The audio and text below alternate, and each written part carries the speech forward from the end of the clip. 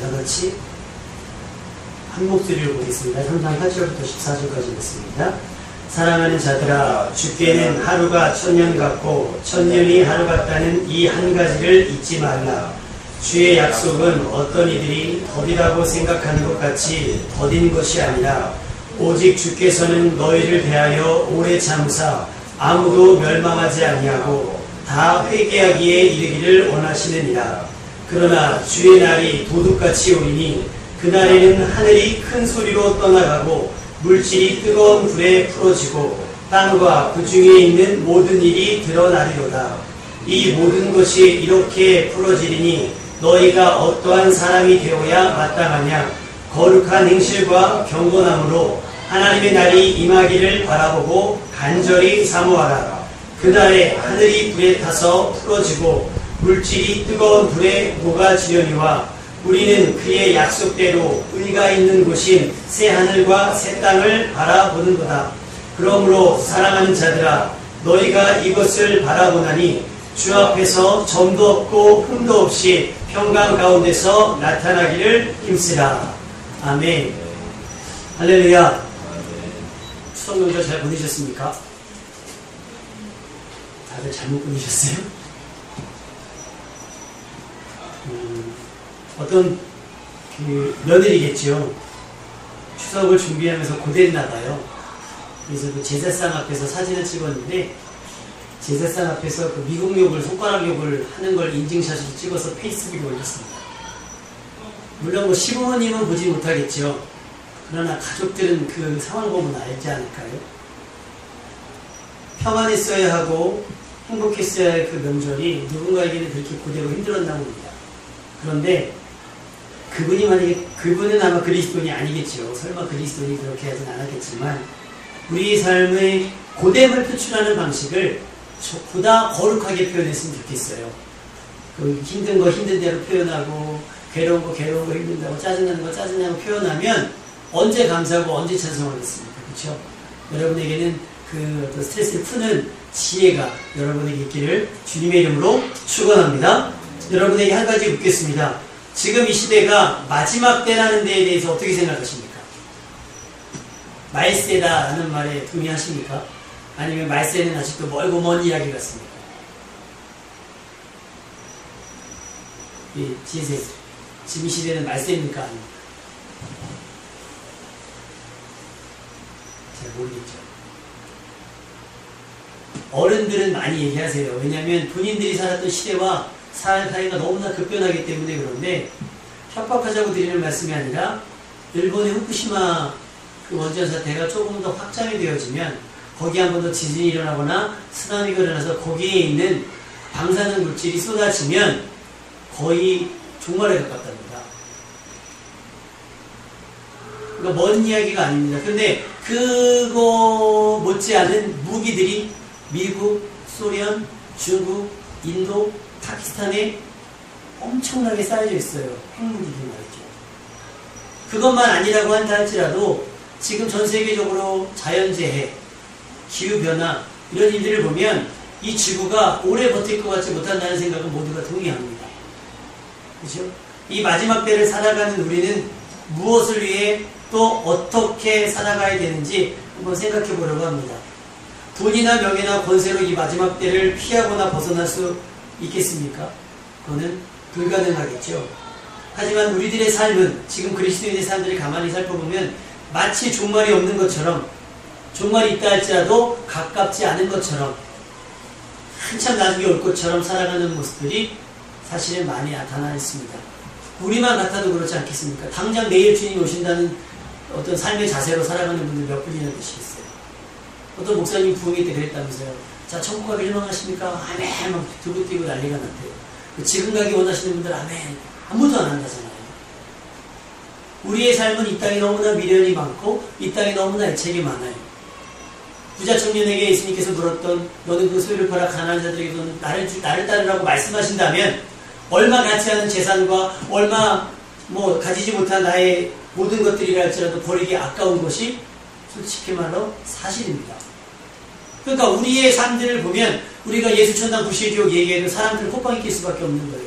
니네는 그렇게 사냐 이거죠. 우리도 그렇게 살지 못한다는 겁니다. 여러분, 그런데 공부를 하도 안 하는 친구들도 시험 기간 앞에서는 벼락치기라도 합니다. 마지막 날에 십자가의 옆에 있던 강도처럼이라도 구원을 받으려면 벼락치기로라도 무언가는 해야 되지 않겠습니까? 앞에서 말한 것처럼 마지막 날만 준비하려 한다면 벼락치기라도 괜찮습니다. 지금 당장이라도 괜찮습니다. 하지만 하나님이 우리에게 원하시는 삶은 범사입니다. 일상입니다. 마지막 때에 반짝하는 열심과 충성이 아니란 말입니다. 우리는 오늘이 마지막 날이라고 해도 어제와 별반 다름없는 믿음의 삶을 살 수 있어야 될 줄로 믿습니다. 그래서 아까 우리 기도했잖아요. 정말 내가 지난 한 주간 동안 아버지의 마음으로 살았는가? 부끄럽죠. 자, 그럼 마지막 때는 언제일까? 시간을 추측해보면 1992년 10월 28일 혹시 아십니까? 제세 몇 년생이죠? 91년생. 우리 선생님 90인 혹시 생각나요? 저 생각나요. 전국이 떠들썩했는데 우리 장로님 기억나시죠?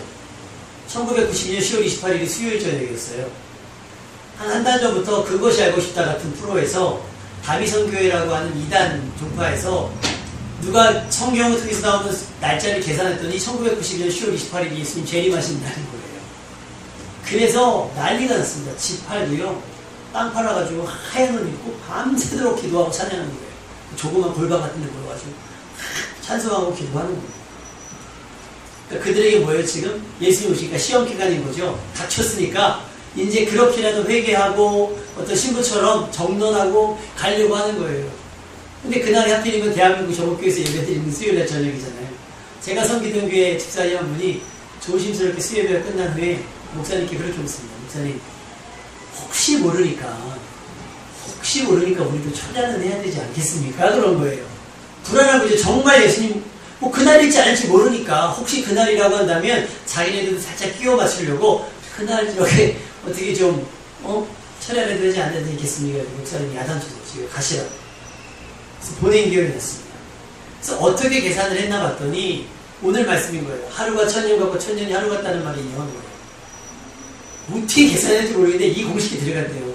하루가 1000년이니까 그 하루가 뭐 6일 동안 창조했으니까 어쩌고저쩌고 해가지고 1992년이 나왔대요.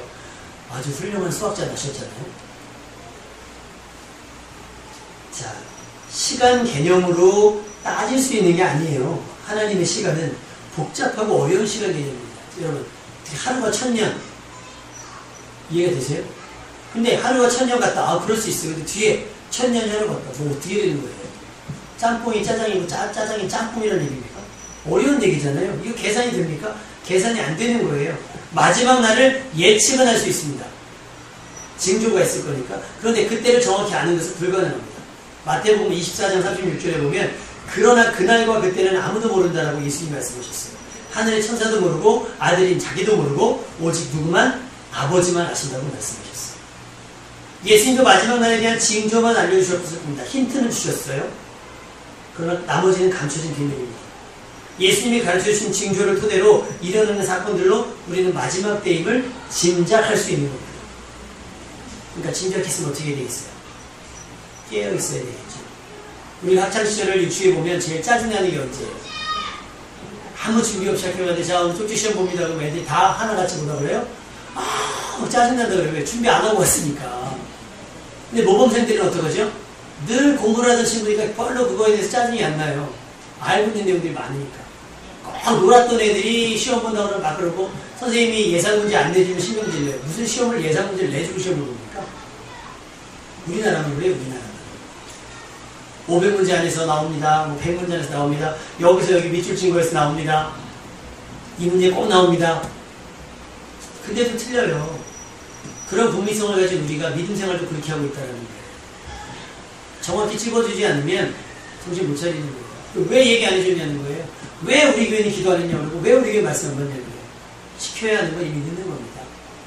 자발적으로 깨어있어서 할 때와 하지 말아야 될 때 무엇을 할 때인지를 구별할 수 있는 사람이 진정으로 깨어있는 믿음 있는 사람인 줄로 믿습니다. 자, 그러면 깨어있습니다. 깨어있어서 무엇을 해야 됩니까? 아까 다미성교회 얘기했죠.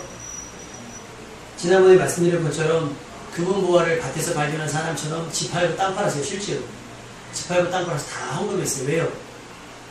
예수님 오시면 10월 28일 지나면 예수님 오시면 끝나는데 집을 갖고 있으면 뭐하고 땅을 갖고 있으면 뭐하고, 그러니까 퇴직금 다 정산해서 회사도 그만둔 거예요. 퇴직금 정산을 다 헌금했어요. 그리고 이장님이라고 하는 목사가 통장에 인마에 포켓해가지고 도주했습니다. 왜요? 이게 깨어있는 게 아니에요. 깨어있다면 분별했겠죠. 자, 여러분 수련회 같은 데 가면 기억납니까? 얼굴에 그림 그리잖아요. 낙서하잖아요. 왜 낙서를 당하죠? 자고 있어서 그래요. 자고 있어서 분별 못하는 거예요. 내 얼굴에 어떤 사건이 벌어질지 모르는 겁니다. 깨어있으면 못해요. 못 그립니다. 이런 장난 못 칩니다. 성경을 읽지 않으니까 그냥 강단에서 얘기하면 그런 줄 알아요. 여러분, 제가 선포하는 메시지도 의심을 갖고 드리라고 드리는 말씀이 아니에요. 깨어서 분별하란 말이에요. 제 개인적인 해석이 들어갔기 때문에 여러분이 분별하지 않으면 저는 사이비교주가 될 가능성이 굉장히 높습니다. 그러니까 여러분이 성경에 비추어서 들어야 되고 들어야 되고 아닌 것은 참 진지하게 고민해보고 기도해볼 필요가 있다는 거예요. 그런데 여기에 모인 분들은 그런 분별력이 없는 거예요. 분명히 그날과 같이 아무도 몰랐는데 그 목사가 뭘 그렇게 대단하다고. 그리고 그걸 실제로 예언한 친구가 누구냐면 굉장히 어린 여자 학생이었어요. 그 친구한테 봐서 예언받는 거예요. 막 안수받고. 얼마 전에 이거 한번 TV에 다시 나온 것 같아요. 지금 어떻게 지내나. 잘 지내고 있더라고요. 그 난리를 쳐놓고 잘 지내고.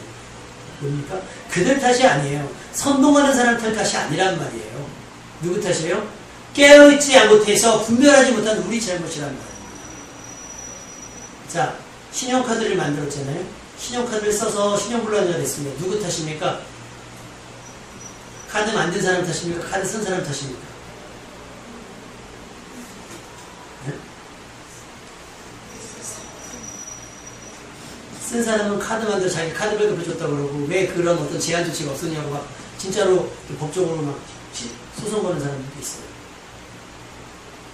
회사 입장에서는 자기가 신청했잖아. 목줄 지나간 사람 멱살 붙잡고서 안 만들면 뭐 이렇게 어떻게 된다고 해서 만들어준 거 아니거든요. 자기가 만들었어요. 조절할 수 있는 이유가 있어야 되지 않겠습니까? 아침에 오늘 말씀 보려고 어떤 기사를 검색하고 있다가 재미난 기사를 하나 봤어요. 30만원짜리 가방이 나왔는데요. 그 옛날에 왜 슈퍼에서 라면 사면 담아주는 그 종이 가방 있잖아요. 종이 가방. 어느 패션쇼에서 남자 모델이 이렇게 말아서 진짜 그냥 종이 사각형 종이 그래갖고 위에 많은 거 있잖아요. 말아서 이렇게 들고 갔는데 한국 사람들이 그거 얼마냐고 그렇게 문의를 해서 그 회사에서 그 종이 봉지를 만들어서 30만원에 팔았대요. 종이 봉다리 하나. 이게 깨어있는 겁니까? 그래서 그 회사에서 야 너무 대단하다 그래서 가죽으로 90만원짜리 만들어서 팔았대요. 뭡니까? 분별력이 없는 거예요. 사례 분별이 안 되는 거죠. 그게 멋일 수 있어요. 그럼 과연 여기 어떤 사람이 그런 거예요. 에이 종이 아니겠지. 설마 종이가 30만원짜리겠어. 종이처럼 보이는 어떤 재질이겠지. 안 찢어지는지. 종이 진짜 종이. 진짜 종이. 저한테 3만원만 주시면 제가 그거보다 더 아주 더 퀄리티 있게 만들어 드릴게요. 뭡니까? 정신 못 차리는 거예요. 왜 지금 대학생들이 등록금 갖고 대본을 못하는 줄 아십니까? 시위 못하잖아요. 지금 대학생들 시위하는 거 보셨어요? 왜? 시위할 시간이 없어요. 클럽 다니느라고. 그리고 시위해봤자 아무도 듣지 않아요. 왜? 니네 명품 과목 하면 한 학기 등록금 나오거든요. 말이 안 되는 거예요. 지금 시대가 그래요. 정신 못 차리는 거예요. 시간 개념.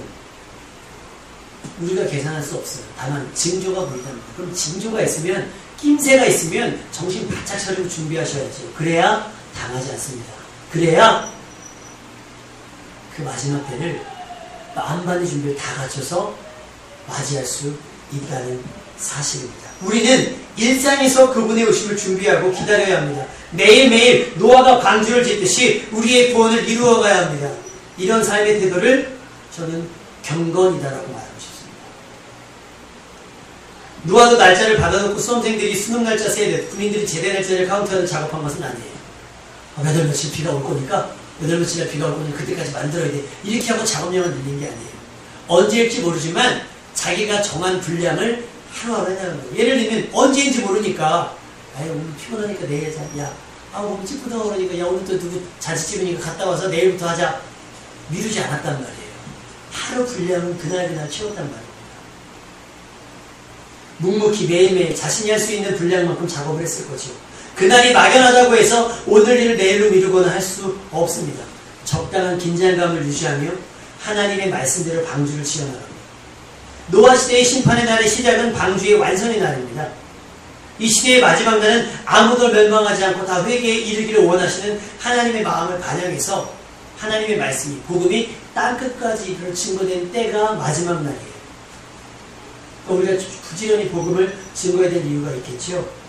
그러니까 복음이 증거되어야 그들이 회개할 수 있어요. 그들이 회개해야 멸망받지 않는 겁니다. 언제인지 모른다고 해서 방심하고 있으면, 언제인지 모른다고 해서 게을르고 나태해 있으면 그날이 도적같이 온다고 성경은 이야기하고 있습니다.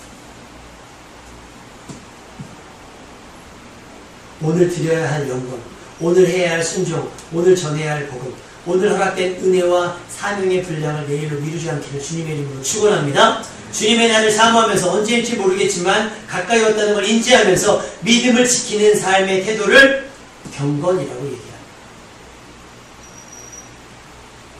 지난 주일 설교를 혹시 기억하십니까? 여러분 안을 무엇으로 채워야 한다고요? 어떤 분들은 꿈을 가지라. 꿈 가지면 안 돼요. 믿음 가져야지. 아멘입니까? 꿈이 우리를 구원하는 게 아니에요. 믿음을 가지셔야 됩니다. 우리 안은 그리스도로 가득 채워야 될 줄로 믿습니다. 그러니까 예수로 나의 구주를 삼고 그 예수로 나의 삶을 가득 채우고 메꾸기 위해서 일부러라도 시간을 내고 열심을 내야 합니다. 하나님의 은혜를 빈 곳에 채워줘야 돼요. 하나님의 은혜는 빈 곳에 채워진단 말입니다. 하나님의 은혜가 나쁜 것을 밀어내는 게 아니에요. 더러운 것이 치워져야 새 것이 들어오는 거예요. 누가 먹다 남은 컵물이 들어있어요. 그럼 샘을 부면 샘을 부고 흙물이 빠져나가니까 그렇게 해서 맛있는 사람 봤어요? 아니죠. 과감하게 버려요. 그리고 샘을 받아 넣는 겁니다. 우리 신님도 마찬가지예요. 그러니까 하루하루 잠잘 때 기도할 것을 반드시 회개하고 주무셔야 돼요. 회개하고 그날의 죄는 그날 다 씻어버리시고 내일을 소망하시면서 아침에 일어나면 결단하시고 오늘도 주의 말씀 따르기 원합니다. 시간 내셔야 됩니다. 그러니까 우리나라의 어떤 새벽기도의 문화나 철야기도의 문화는 굉장히 건전하고 좋은 거예요. 또 국민성과 맞습니다. 외국과도 다르게. 근데 여러분이 지금은 약간 우리가 서구화 문화처럼 되어 있으니까 여러분이 시간을 정해서 기도할 수 있어요. 하루 그 시간, 다른 시간. 내가 정한 그 시간에 엎드려 기도할 수 있어야 하고 그 시간에 회개할 수 있어야 되고 그 시간에 성경을 묵상할 수 있어야 됩니다. 정한 분량을 채워야 되는 거예요. 노아가 방주를 지나갔듯이 곤고하게 물 한 방울 새지 않도록 여러분의 삶에 죄가 끼어들지 않도록 여러분의 삶에 방심이 끼어들지 않도록 차곡차곡 여러분의 삶의 믿음의 생활들을 이렇게 쌓아 나가야 된다는 사실입니다. 광야와 같은 곳이라고 해서 불평과 불만 없이 오히려 감사함으로 하나님의 인도하심을 묵묵히 따르는 것, 그것을 경건이라고 합니다.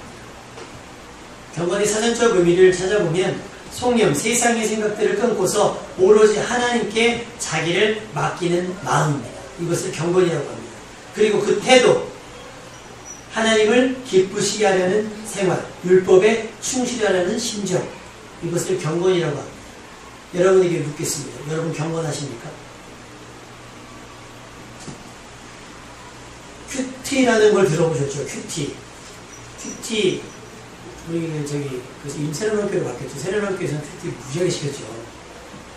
그 제자훈련할 때 일주일 분량 큐티가 있고 읽어야 될 하루 분량이 성경 분량이 있고 일주일에 외워야 될 요절이 있고요. 한 달에 2권인가? 대부분 2권인가 그렇죠? 신약 서적이 있어요. 그리고 일주일에 채워야 될 기도의 분량이 있고 하루에 해야 될 전도의 분량이 있어요. 장난이에요. 직장생활 못하겠더라고요. 학생들은 학교생활 못하겠더라고요. 뭐 때문에 그렇게 시켜요? 경건하게 생활하라고 시키는 거예요. 근데 그거 하느라고 싸워요. 나 갈 때도 좀 나 큐티해야 돼. 성경에 와야 돼. 나 이렇게 되면 누구냐고 설거지 좀 해라. 와, 나 성경 읽고 싸요. 뭐가 경건입니까? 경건은 종교적 행위를 가르치는 말은 아닌 것 같아요. 경건은 예배하고자 하는, 예배하는 사람이 가져야 하는 마땅한 삶의 태도입니다. 오늘 말씀에 이야기해보죠. 너희가 어떠한 사람이 되어야 마땅하냐. 그랬어요. 이 시대가 어떤 시대? 마지막 때를 이야기하고 있잖아요. 베드로서 오늘 말씀 보면 마지막 때를 얘기하고 있습니다. 마지막 때. 그날 도둑같이 오는데 그날에는 하늘이 큰 소리로 떠나가고 물질이 뜨거운 불에 풀어지고 땅과 그 중에 모든 일이 드러나리라. 이때에 너희는 어떠한 사람이 되어야 하느냐? 라고 얘기했을 때 오늘 본문은 얘기하고 있습니다. 어떻게? 따라합니다. 거룩한 행실과 경건함으로 어떻게 해요? 이 마지막 시대를 살아가는 여러분의 삶의 태도 거룩한 행실과 경건함이라는 얘기입니다. 특히 시대가 마지막 날로 급가속되어 있다고 인지된 순간부터 더욱 선명한 경건한 삶이 되어야 될 줄로 믿습니다. 경건은 욥의 표현을 빌리자면 욥기 13장 16절에 보면 경건은 경건하지 않는 자는 그 앞에 이르지 못한다라고 얘기했습니다. 다시 말하면 경건하지 않으면 구원받지 못한다는 거예요. 경건은 하나님을 만날 수 있게 하는 삶입니다. 임마누엘의 삶의 지속은 나의 삶의 경건의 유무에 있는 거예요. 그러니까 기도한다고 주님께서 들으시거나 기도한다고 하나님께서 내게 응답하시는 것이 아니라 내 삶이 경건해야만 하나님 앞에 기도할 수 있는 기회를 얻는 것이고 내 삶이 경건해야 하나님께서 내 기도를 기억하고 계신다는 거예요. 시편 30편 6절에 그렇게 기록되어 있습니다. 모든 경건한 자는 주를 만날 기회를 얻어서 주께 기도할지라. 그러니까 기도하러 나오기 앞서서 뭐 해야 돼요? 경건해야 될 줄로 믿습니다. 왜 은행 가도 못 뽑아요? 번호표 뽑아요. 할아버지라고 해서 번호표 없이라도 요즘엔 안 해줍니다. 예전에는 경로대 때문에 막무가 되니까 요즘에 번호표 뽑으라고 얘기해요. 왜? 공평하게 하기 위해서. 하나님도 마찬가지입니다. 경건한 자의 삶이 번호표이에요. 더욱 선명한 사람부터 하나님 앞에 설 수 있는 거예요. 왜? 하나님이 주목하잖아요. 하나님이 주목할 수 쉽게 볼 수 있는 사람. 그게 왜? 경건의 어떤 선명도라고 할까요? 여러분은 아주 선명한 경건의 삶을 살 수 있기를 주님의 이름으로 축원합니다. 응답받는 기도는 기도의 내용 자체로서가 아니라 기도하러 나온 자의 경건한 삶에 있습니다. 여기 하나님이 기도를 들으시는 경건한 사람 한 사람을 소개해 보려고 합니다. 이 사람은 이방인입니다. 복음을 들을 수 있는 여건과 환경이 아니라는 거예요. 거기다 군인입니다. 그런데 희한하게도 지역 사람들에게 존경까지는 아니더라도 칭찬을 받고 있습니다. 여러분 칭찬을 돈을 주고 살 수 있습니까? 없어요. 진짜 칭찬은 돈 주고 사지 못합니다. 그런데 이 사람은 칭찬을 하고 있는 거예요. 또 이 사람의 가족뿐 아니라 그 집에서 일하는 모든 사람들까지 하나님을 경외한다고 성경을 기록되어 있습니다. 나홀로 신앙족이 얼마나 많습니까? 나만 간신히 신앙생활을 하지. 그런데 온 집안이 교회를 다니는 정도가 아니라 온 집안이 하나님을 경외한다는 것이 얼마나 큰 일이겠습니까? 여러분의 가정에도 이런 은혜와 놀라운 축복이 임하기를 간절히 축원합니다. 또 그는 나눔을 실천해서 자신의 소유를 비우고 시간을 비워 하나님께 항상 기도에 힘썼고 가난한 사람들을 구제했습니다. 아마 그 가난한 사람들 구제했던 일들로 인해서 칭찬을 받게 되었겠죠. 이방인이면서 군인인 사람이 하나님 믿기 쉽지 않은 상황에서 자식뿐 아니라 온 집안으로 하여금 하나님이 섬기게 한 것이 바로 경건이다. 이라고 얘기할 수 있습니다. 바로 고넬료입니다. 그는 이방인이에요. 이탈리아의 백부장으로서 하나님을 경외했다고 사도행전은 기록하고 있습니다. 고넬료에게 구제와 기도는 삶의 일부가 아니라 삶 자체였다는 겁니다. 이런 삶이 바로 경건입니다. 여러분의 삶은 무엇으로 채워져 있습니까? 나는 의식적으로 보이기에 포징된 선행을 하려고 있지 않습니까? 그것은 절대 경건이 될 수가 없습니다. 경건은 이벤트가 아닙니다. 경건은 하나님에 대한 열심으로 인해 나타나는 영향력입니다. 온 집안이 하나님을 경외하게 되고 많은 백성이 굶주림에 벗어나게 됩니다. 이게 뭐예요? 경건한 삶을 통해서 나타나는 영향력입니다. 여러분에게 오늘부터 숙제를 드리려고 합니다. 여러분의 지금 앉은 자리 있죠? 앉은 자리, 옆자리, 세 자리를 위해서 기도하세요. 뭐라고 해야 되나? 하나님, 내 삶이 경건해짐으로 말미암아 이 세 자리를 채울 수 있는 영향력을 가질 수 있도록 도와주옵소서. 내가 세 사람을 잡아올 수 있도록 기도할 것이 아니라 하나님, 내가 이 세상 살면서 마지막 날 때에 세 사람은 변화시킬 수 있는 영향력을 가질 수 있는 삶이 될 수 있도록, 그렇게 변화될 수 있도록, 그렇게 경건해질 수 있도록 기도할 수 있기를 주님의 이름으로 축원합니다.